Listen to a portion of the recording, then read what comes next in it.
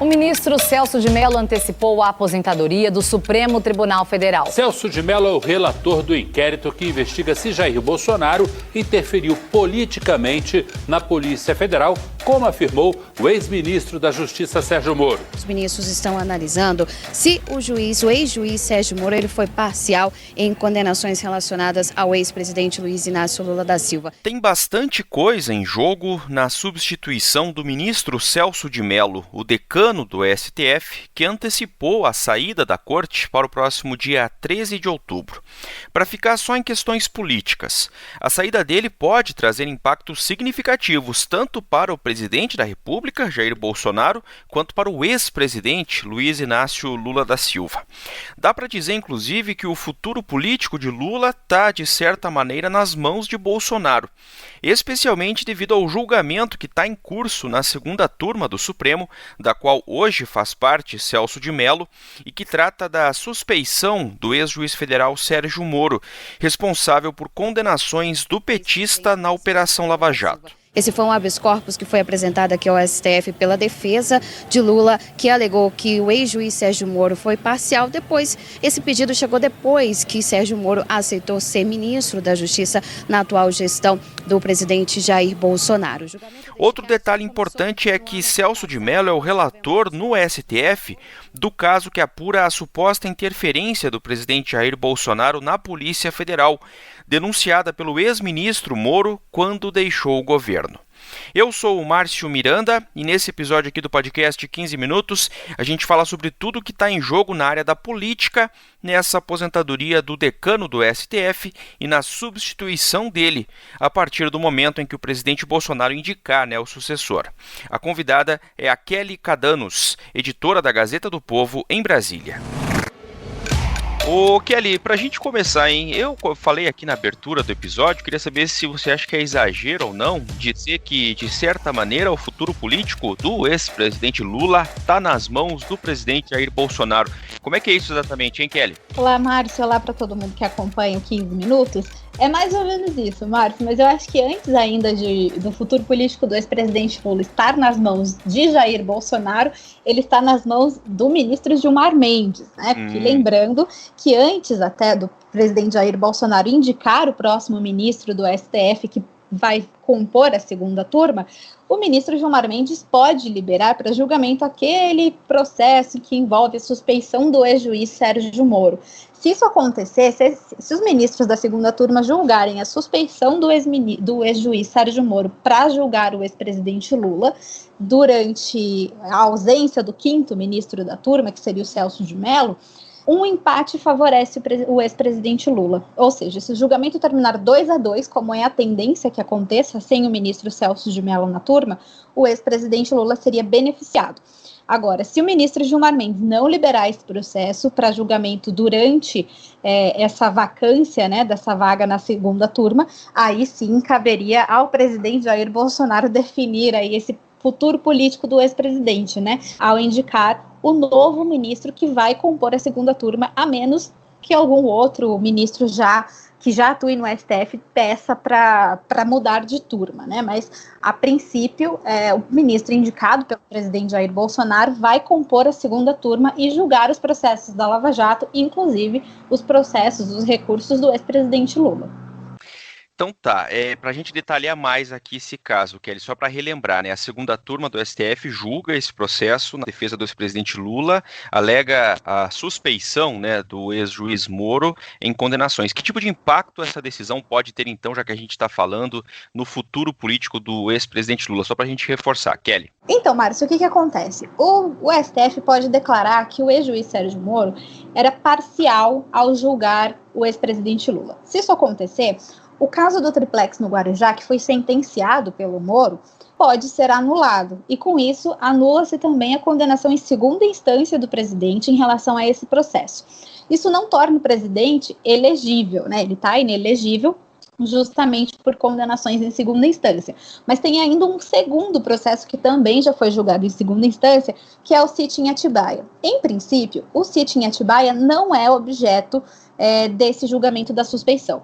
Mas uma eventual decisão dos ministros a favor do ex-presidente Lula pode fazer com que a defesa também consiga anular a condenação do sítio em Atibaia. E aí, se isso aconteceu, o ex-presidente Lula não teria mais nenhuma condenação em segunda instância e passaria a poder disputar eleições, inclusive, porque ele só está inelegível por essas condenações em segunda instância.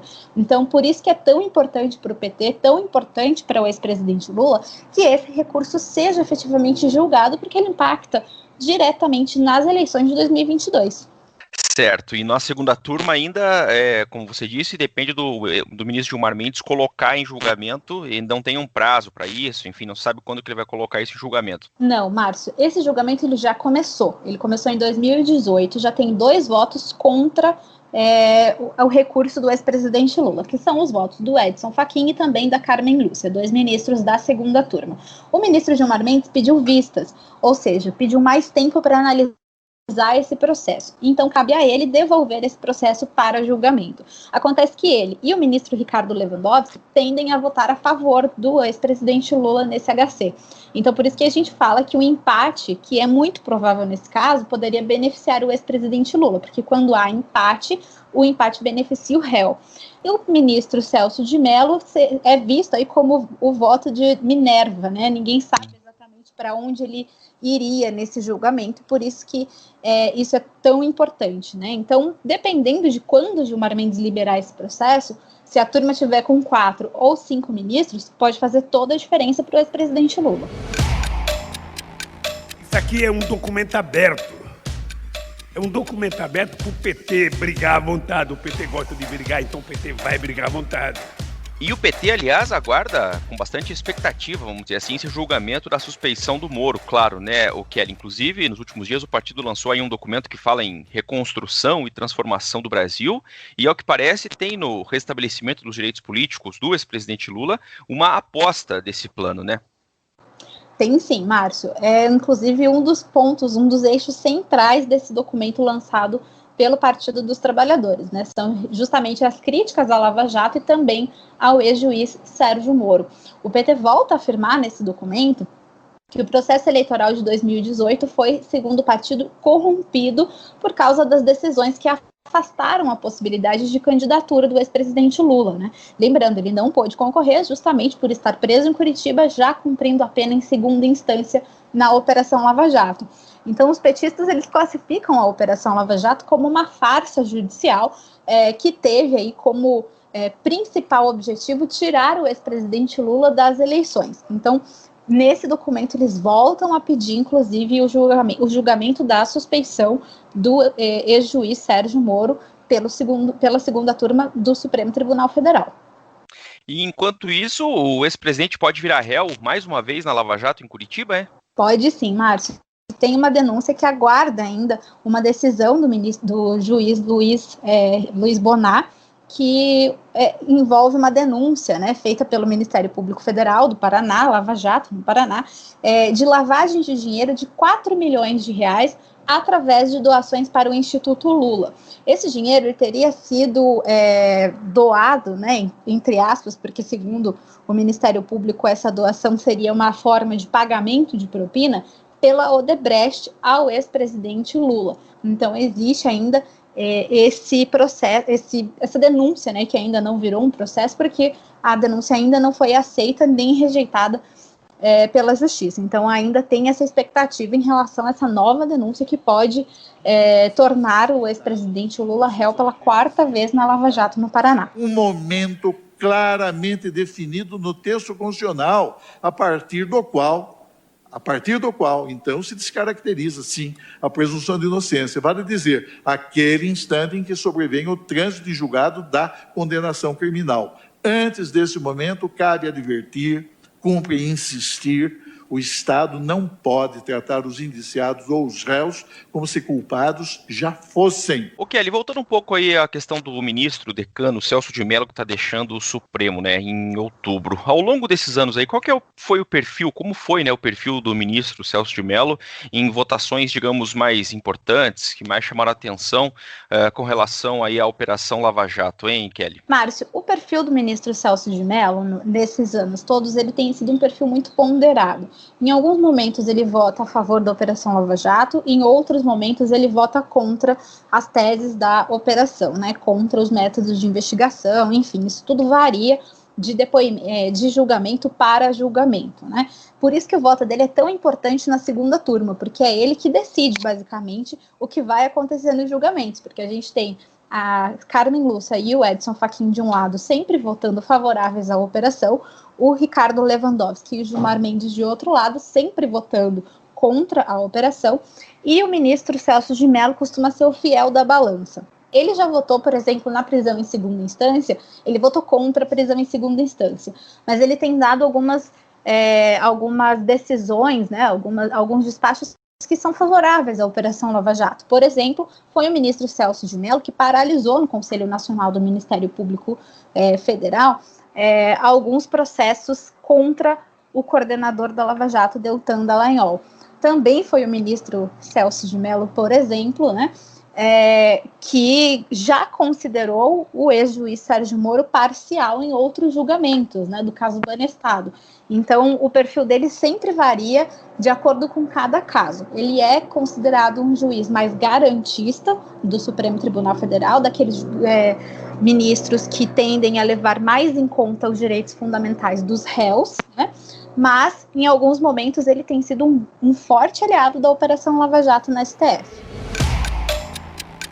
Antes de se aposentar, ele deve participar do julgamento que vai definir se Jair Bolsonaro vai prestar depoimento presencial ou por escrito, no processo que apura se o presidente tentou interferir na Polícia Federal, como afirma o ex-ministro da Justiça, Sérgio Moro. O ministro é relator do inquérito. Com a aposentadoria de Celso de Mello, caberá a Bolsonaro indicar o novo ocupante da cadeira. Bom, Kelly, eu falei aqui que traz muitos impactos, claro, essa substituição, e no aspecto da política, tem um fator importante para o presidente Bolsonaro, que é a questão do inquérito que apura a suposta interferência do presidente da República na Polícia Federal. Interferência essa denunciada pelo ex-ministro da Justiça, o Sérgio Moro, né? Como é que fica esse caso agora? Porque o Celso de Mello é o ministro relator desse caso, desse inquérito, né, no Supremo, né, Kelly? Como é que fica agora? Sim, Márcio, ele é o relator desse caso no Supremo Tribunal Federal, ele que tem determinado, né, diligências como a coleta de depoimentos, foi ele que liberou, por exemplo, a publicidade daquela reunião ministerial de abril, né, que veio a público na íntegra, tudo isso é decisão do ministro Celso de Mello, porque ele é o relator desse caso no Supremo Tribunal Federal. Agora, tem duas coisas que podem acontecer a partir dessa aposentadoria do ministro. A primeira, a mais natural que aconteça, é que o ministro indicado pelo presidente Jair Bolsonaro assuma a relatoria desse inquérito. Geralmente, o que acontece é, quando o ministro se aposenta, o ministro indicado para o lugar dele assume todos os processos deixados por esse ministro aposentado. Então, esse seria um dos caminhos aí para esse inquérito. Agora, como esse inquérito apura justamente o envolvimento do presidente Jair Bolsonaro na Polícia Federal, o novo ministro pode, inclusive, se declarar impedido para conduzir esse caso, justamente por ter sido indicado pelo presidente. Outra coisa que também pode acontecer, antes mesmo da nomeação do novo ministro, caso esse caso seja considerado urgente, um novo relator pode ser sorteado. Foi isso que aconteceu, por exemplo, com a Operação Lava Jato. A gente lembra que em 2017 morreu o ministro Teori Zavascki, que era relator da Operação Lava Jato no Supremo Tribunal Federal, às vésperas da homologação da delação premiada dos executivos da Odebrecht, e o que aconteceu foi, ao invés de esperar que um novo ministro fosse nomeado para só a partir de então tomar conhecimento dos processos da Lava Jato, se sorteou um novo ministro, e foi assim que Edson Fachin virou o relator da Operação Lava Jato. Caso contrário, teria sido Alexandre de Moraes, que foi o indicado para o lugar da vaga do Teori Zavascki. Então, tudo isso pode acontecer. Pode vir um novo ministro para cuidar desse inquérito, indicado pelo presidente Jair Bolsonaro, ou também esse inquérito pode ser redistribuído no Supremo Tribunal Federal entre os 10 ministros que ainda vão continuar atuando no Supremo.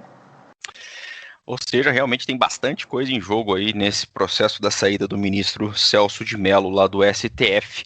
Como a gente disse, ele vai sair em outubro, né? Na verdade, a aposentadoria compulsória dele aconteceria também nesse ano, né, Kelly? Mas ele acabou antecipando a decisão por motivos de saúde para agora o mês de outubro, né? Exatamente, ele sairia em 1º de novembro, né, que é a data em que ele completa 75 anos, é a data da aposentadoria compulsória de todos os ministros do Supremo Tribunal Federal. Mas como ele já, inclusive, estava de licença, né, desde o início de setembro para um tratamento de saúde, ele resolveu antecipar essa aposentadoria agora, ainda para outubro. Então, muitas emoções, né, agora, a partir de agora, o presidente Jair Bolsonaro já precisa pensar em quem, afinal de contas, ele vai indicar para essa vaga. Essa pessoa ainda precisa passar por uma sabatina no Senado antes de ser nomeada. Então, agora começa a corrida pela cadeira do Celso de Mello, né? Pois é. Vamos acompanhar. Kelly Cadanos, direto de Brasília, conversando com a gente aqui no 15 Minutos. Obrigado, Kelly. Até a próxima. Terminando mais esse episódio do 15 Minutos, podcast da redação da Gazeta do Povo. Durante o episódio de hoje, você ouviu trechos de reportagens veiculadas em emissoras de TV, na TV Bandeirantes, também na TV Cultura e na TV Justiça. Todos esses trechos estão disponíveis no YouTube. Eu lembro que o 15 Minutos conta com a participação da Maria Scrocaro e da Jennifer Ribeiro na produção. A montagem é do Leonardo Bestloff e a direção de conteúdo do Rodrigo Fernandes. Eu sou o Márcio Miranda e agradeço muito a sua companhia. Até mais!